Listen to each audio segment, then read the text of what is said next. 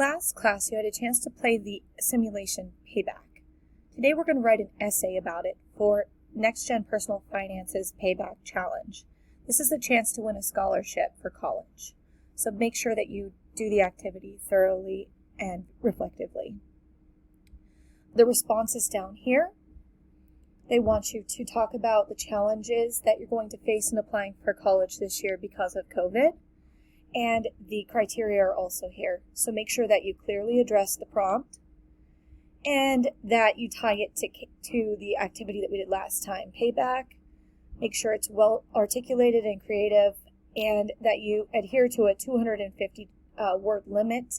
If you want to film a video, you're welcome to do that too. And if you were to choose to do it as a video response instead of a written response, then you're going to put the hyperlink down here. But make sure that you put it in this template because this is the one I have to turn into them. So good luck, and I hope you enjoyed playing Payback and that you enjoy this activity.